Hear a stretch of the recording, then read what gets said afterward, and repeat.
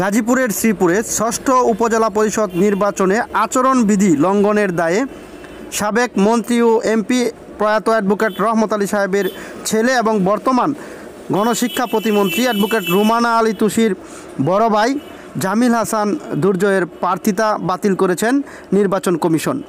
এ ব্যাপারে গাজীপুর জেলা প্রশাসকের কি বক্তব্য আমরা জানার চেষ্টা করি। প্রথমে বলে রাখি আসলে যে তথ্যটা আসলে আপনাদের মাধ্যমে জেনেছি।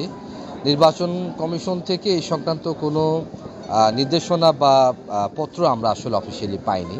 আমার এই ষষ্ঠ উপজেলা পরিষদ নির্বাচনের সময় তো রিটার্নিং অফিসারও এখানে আছেন, আমাদের জেলা নির্বাচন কর্মকর্তা এখানে আছেন। আমরা এখানে প্রশিক্ষণ কর্মশালায় এসেছি, আমরা কিন্তু এখনও অফিসিয়ালি জানি না।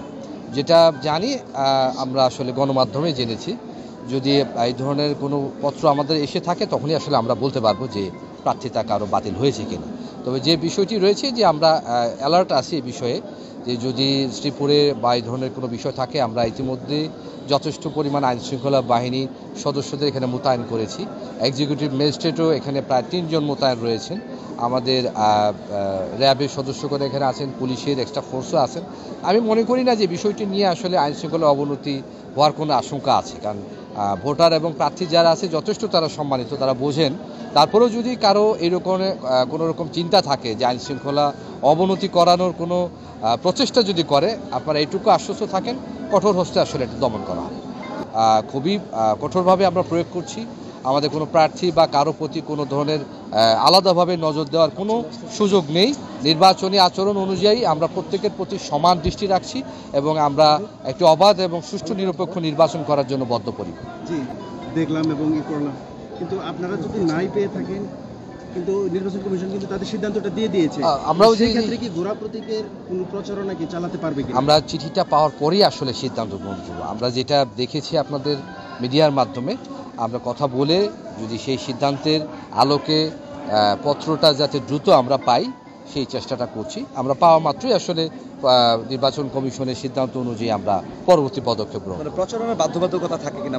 না, যদি বাতিল হয় তখন তো আমাদের এই চিঠি পাওয়া মাত্রই আমরা তখন তো তার প্রচারণার বিষয়টি অবশ্যই আমরা এখানে ব্যবস্থা গ্রহণ করতে হবে। দেখুন, আপনারা এই বিগত নির্বাচন দেখেছেন, আমাদের দ্বাদশ সংসদ নির্বাচন অত্যন্ত সুষ্ঠু নিরপেক্ষভাবে সম্পন্ন হয়েছে। দেশ বিদেশে এই নির্বাচনে খুব প্রশংসিত হয়েছে।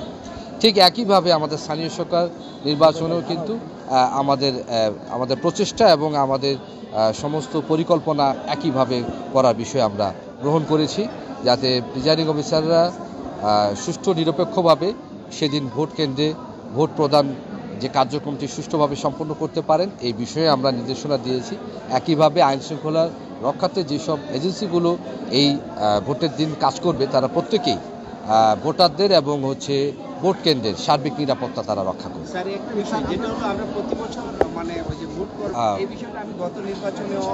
এটুকু গণমাধ্যমে যারা আছেন সবাই তো আসলে কি বলা যায়, কমন সেন্স সবার ভালো। বিশেষ করে আপনারা যারা সাংবাদিকতায় থাকেন, আপনাদের সেন্সটা ধরে নিই যে অন্য সবার চাইতে একটু আলাদা থাকবে। সেদিন আপনাদের কাজ হচ্ছে সঠিক চিত্রটা তুলে ধরা, অবশ্যই ভোট কক্ষে বা ভোট কেন্দ্রে যারা আসলে দায়িত্বপ্রাপ্ত আছেন তাদের ক্ষেত্রে সহযোগিতা করা, নির্বাচন কমিশন এবং সরকারকে সার্বিকভাবে সহায়তা প্রদান করা, আমাদেরকে সহযোগিতা প্রদান করা। আপনাদের কার্ড যখন দেওয়া হবে তার মানে হচ্ছে আপনি ওই অধিক্ষেত্রে অবাধভাবে বিচরণ করতে পারবেন সংবাদ গ্রহণের জন্য, সংবাদ সংগ্রহের জন্য। ভোট কেন্দ্রে ভোট কক্ষে কিছু জায়গায় লিমিটেশন আছে, আপনারা যেতে পারবেন না, এটা আসলে কেউ যেতে পারে না, এমনকি আমিও না। এই জায়গায় শুধুমাত্র ভোটার এবং প্রিজাইডিং অফিসার যেতে পারে এবং ক্ষেত্র বিশেষে রিটার্নিং কর্মকর্তা, সহকারী রিটার্নিং অফিসার যেতে পারে।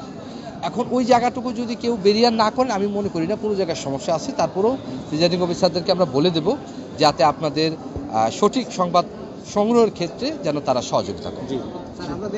আমরা এখানে সুষ্ঠু নির্বাচনের স্বার্থেই এখানকার যারা প্রিজাইডিং অফিসার আমরা অন্য জায়গা থেকে নিয়ে এসেছি, এটা বিধান আছে যাতে করে জনমনে এইটুকু ধারণা থাকে যে সুষ্ঠু নির্বাচন কমিশন এবং এখানে যারা দায়িত্বপ্রাপ্ত আছেন, রিটার্নিং কর্মকর্তা, সহকারী রিটার্নিং কর্মকর্তা, আমাদের আইনশৃঙ্খলা বাহিনী, আমরা সবাই মিলে একটা সুষ্ঠু এবং নিরপেক্ষ নির্বাচন সম্পন্ন করার ক্ষেত্রে যে বদ্ধপরিকর, এই বিষয়টাকে আসলে প্রমাণক হিসেবে দেখানোর জন্য আসলে আমরা এই আমাদের যে প্রিজাইডিং কর্মকর্তা অন্যান্য জায়গা থেকে নিয়ে এসেছি, যেটা এখানকার ভোটাররা আশ্বস্ত হন, আস্থা রাখেন। প্রস্তুতি আমাদের সম্পূর্ণ, শুধু আমাদের ভোটের আগের দিন থেকে আমরা মালামাল প্রদান করব, ভোটের দিনে আমরা ব্যালট পেপারগুলো স্ব কেন্দ্রে পৌঁছে দেব।